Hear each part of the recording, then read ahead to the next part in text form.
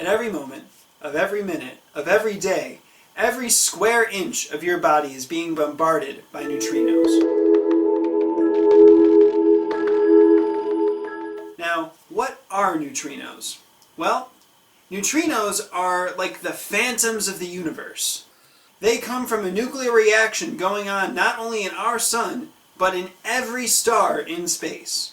They are particles that are so small, even electrons have more mass. The reason you don't feel them bombarding you is because they are so small that they hardly interact with matter. Now, I know what you're thinking.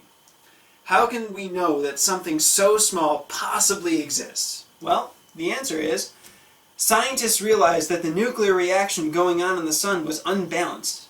And to account for this, they predicted that a tiny but unobservable particle was absorbing all of that extra energy. To prove this hypothesis, scientists developed several experiments to detect these phantom particles.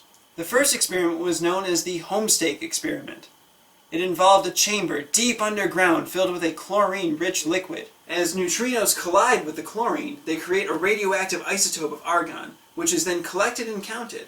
Here we have a model of the homestake experiment. What we have is a chamber filled with chlorine atoms.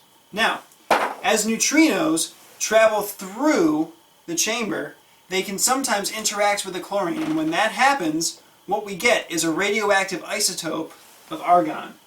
All that argon is then collected and counted. For every argon atom we have, we know that one neutrino has interacted with a chlorine atom. One observatory for collecting neutrinos is located in Japan, the Super K Neutrino Observatory. 1,000 meters underground, 50,000 tons of ultra-pure water are stored in a chamber containing photomultiplier tubes. When a neutrino interacts with a water molecule, it produces a charged particle that moves faster than the speed of light, but only in water. It creates a sort of sonic boom, but for light rather than sound. Here we have a model of the Super K Neutrino Observatory. In reality, this chamber would be filled with ultra-pure water. And what happens is every time a neutrino travels through that water and interacts with the molecule, it creates a supercharged particle that travels faster than the speed of light. But not in a vacuum, only in water. The result is a sonic boom-like effect, but instead of with sound, you get it with light. And it results in a cone-like shape, like this. Another observatory for detecting neutrinos is the Ice Cube Observatory at the South Pole. Its thousands of sensors are spread out over 1 cubic kilometer of volume under the Antarctic ice. Now, like the Super K Observatory, the Ice Cube uses photomultiplier tubes.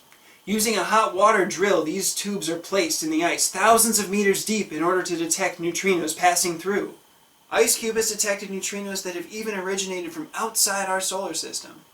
Now, why do we care about a particle that's so small that we can't see or feel it?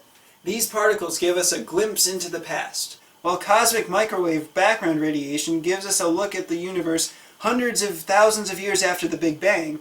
Cosmic neutrino background radiation gives us a look into the universe just 2 seconds after the Big Bang. You want a time machine? Well, the neutrino is our TARDIS.